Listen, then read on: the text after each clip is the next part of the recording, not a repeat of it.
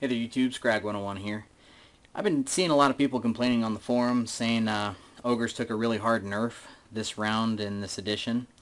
I tend to disagree.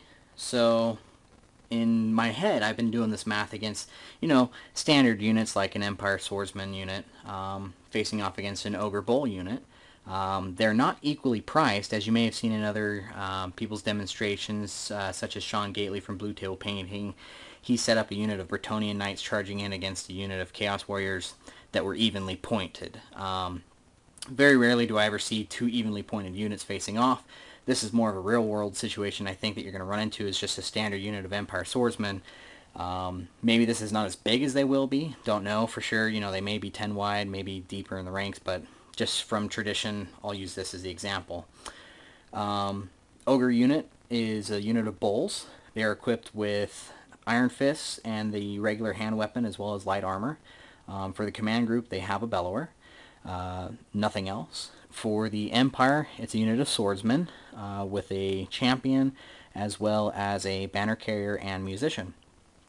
So let's roll this off and see how it goes. I haven't actually rolled this out yet to see how it ends. I tend to favor the Ogres, but I do think it's a very even matchup where other people would say, well, because of the rank bonus, it's skewed in favor of the Empire. But my opinion's only as much as the dice will prove. So let's see how this works out.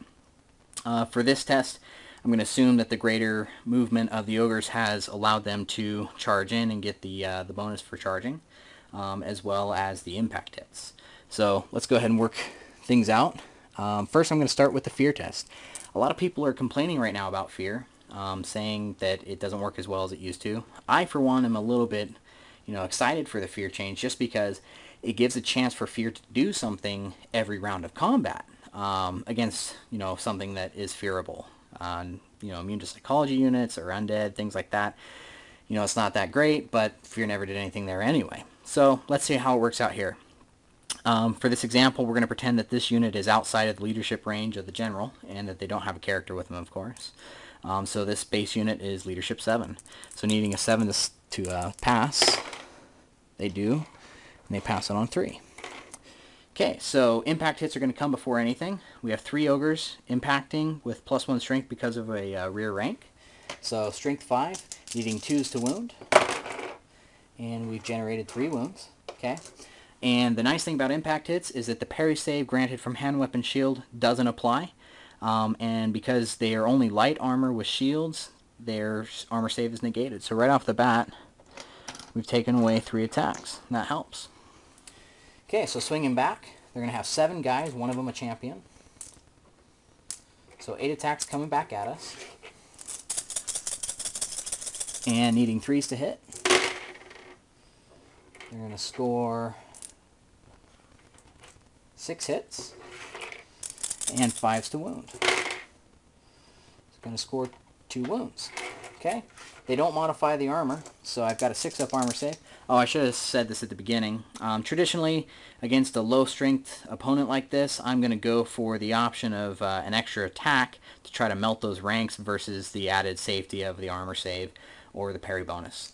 So right now we've just got a 6-up armor save. Okay, so he does in fact cause 2 wounds. And I'll just use another die to mark that. Okay, luckily 3 wound models. He hasn't taken one out yet. But the Ogres now get to take their revenge. So we've got 6 Ogres with 3 attacks.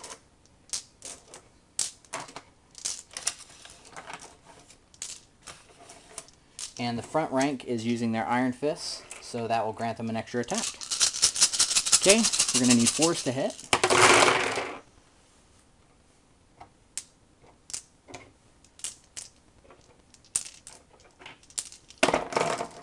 Not too bad. And strength 4, toughness 3, 3s to wound.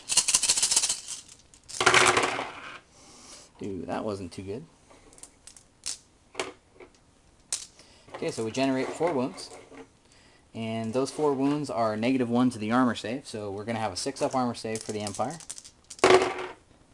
No saves. And a 6-up ward for the parry bonus. and no saves, so 4 go down.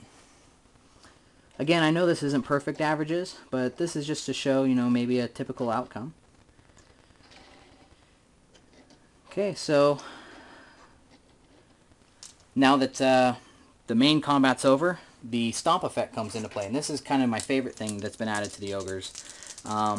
Every model in base contact that's monstrous infantry gets to make a free attack at the strength of the model.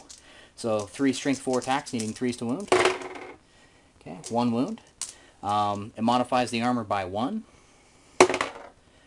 So they lose 1 more. And you don't get the parry save against that, just in case you were wondering.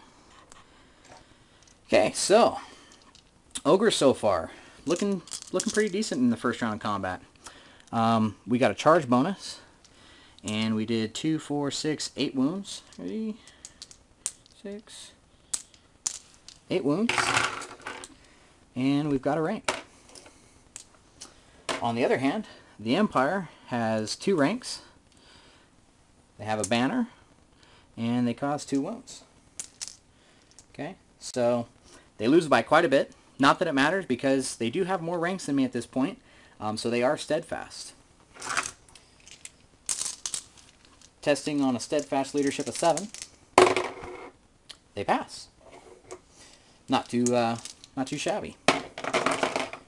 Okay, so we're going to go into a second round of combat now.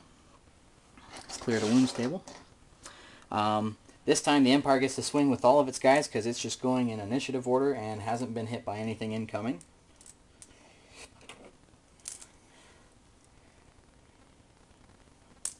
Okay, so 11 attacks. Oh, almost forgot. That all-important fear test. Now this is where I'm hoping to prove some people wrong. They passed it the first time, but you have to take a fear test for every round of close combat. This round is the new round, so let's see if they're still not afraid of us. Uh-oh. Hate to say it, but they decided this round they're not too brave. They passed, or sorry, didn't pass with a 10. So instead of needing 3s to hit, they need 5s. Good thing, because they had 10 attacks coming back. Needing 5s to hit. Scoring 5 hits, and 5s to wound. 2 wounds. So that helps out quite a bit.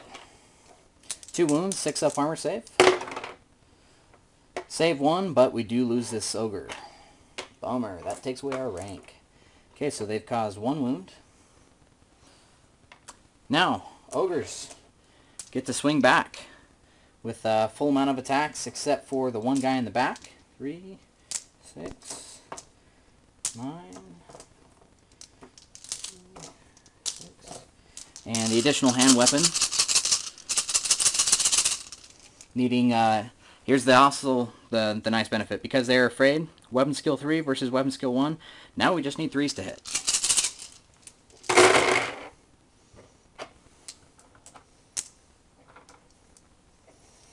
And as you can see, that bonus to fear, and I call it a bonus for sure, that can help out, especially in some situations like we just saw. And toughness 4, sorry, strength 4, toughness 3, 3s to wound. Uh-oh, not looking good for Empire now. Okay, so -1 to the armor save, 6s to save.